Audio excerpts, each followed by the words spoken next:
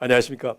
요즘 카카오톡이 새로운 통신망으로 등장하면서 최근 지인으로부터 역사 스페셜을 다운받아 본 적이 있습니다. 노르망디의 한국인이라는 제하의 르포 기사였습니다. 노르망드로 상륙한 미군에게 접수된 남루한 독일군 포로 사진으로 시작이 됩니다.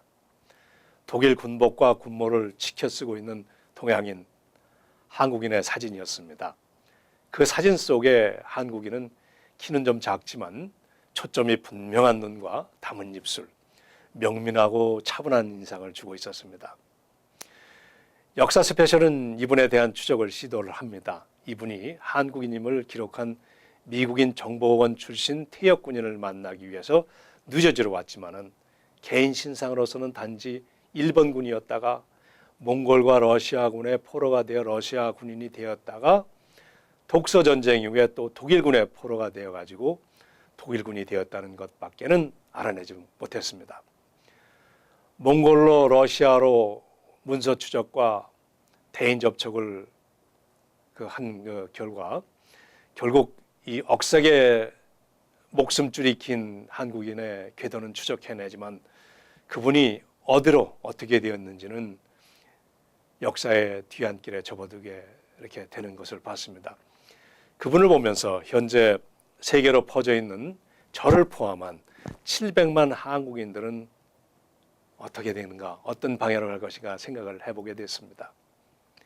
그분은 타이에 의해서 일본군에 징집되었을 것이고 러시아의 포로가 되었을 때에 다시는 일본을 위해서는 싸우기 싫어서 러시아 군인이 되었다가 독서전쟁 이후 다시 포로가 되어가지고 살아남기 위해서 독일군이 되었고 미군의 포로가 되었을 때는 조국이 없는 이 젊은이의 운명은 소련 포로 귀환 시 소련으로 보내졌으리라고 추정이 됩니다. 만약 그분에게 조국이 있었다면 타이로 타국의 군인이 될 리는 없었겠죠. 현재 미국에 살고 있는 우리의 모습을 좀 봅니다. 우리는 자유에 의해서 이 땅에 정착을 했고 이제 조국은 비록 분단인 상태지만 언제든지 고국에 돌아갈 수도 있습니다. 한편 고국은 경제 발전을 일으켜서 우리에게 뿌듯한 자부심을 선사하고 있기도 합니다. 그러나 우리에게 근본적으로 주어진 과제가 있다고 봅니다. 정체성의 과제라고 봅니다. 미국인으로 살아가는 사람들 중에 정체성에 대한 연구는 다양하게 진행되었습니다.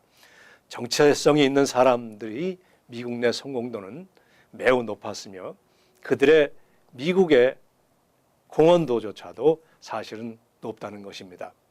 드블라지오 뉴욕시장이 당선된 이후에 이태리로 휴가를 떠납니다. 본인의 조상들의 고향이죠. 누구도 그 행위를 지적하지 않습니다. 모든 미국인들에게는 그들의 마더랜드가 있고 그 마더랜드를 이해함으로 세계를 이해하고 인류를 이해하고 글로벌한 사고로서 미국을 키워나갈 수 있다고 생각하기 때문입니다. 우리는 어떠한 방법으로든지 한국의 정체성을 이어나가야 하는지 우리 1세들은 심각하게 생각을 해야 될 것입니다. 언어와 문화를 강조하지만 왜 그 언어와 문화를 배워야 하는지 혹자는 취업에 도움이 되기 때문이라고 말할 수 있는데 이것은 너무 이기적이고 타산적이기 때문에 현실감과 동떨어진 2세들에게는 설득력이 없습니다. 오히려 사명감을 넣어주는 일이 먼저라고 생각이 됩니다. 우리는 이 땅에 살고 있지만 배달민족의 후예라는 것, 그 민족을 이해하는 것은 나의 뿌리를 이해하는 것이며 스스로 누구인가를 알게 될 때에 미국이 어떤 민족과 대치해도 당당하게 되면서 그러한 당당함으로 미국 사회에 우뚝 설 때에 나의 민족과 미국에 공헌하는 사람으로 성장할 수 있다는 긍정적이고 적극적인 정체성을 배양하는 것에 있다고 봅니다. 따라서 우리 스스로도 사명감을 지녀야 합니다. 어떻게 하면 우리가 고국에 도움을 줄 수 있는지 그런 거 하는 것입니다.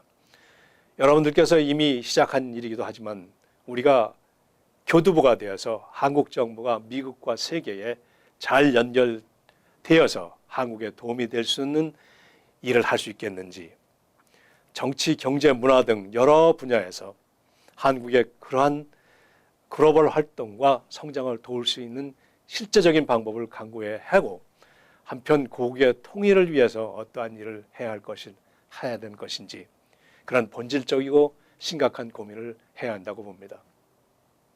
가칭 코리안 디아스포라 미국 재단을 구성해서라도 우리는 자원을 모으고 두뇌를 모으고 실제적으로 도움을 주는 일들을 진행할 때에 우리 스스로 사명감을 고취할 수 있고, 우리의 2세, 3세들이 참여함으로써 그들의 정체성과 자신감을 함양할 수 있는 공동체의 가치와 기틀을 만들 수 있다고 봅니다.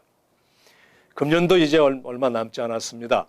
우리의 한 해를 돌이켜보고 한편 그간 한인들의 이민사회를 돌아보면서 2016년부터 어떠한 일을 해야 될 것인지 생각해보는 시간이 되었으면 좋겠습니다. 안녕히 계십시오.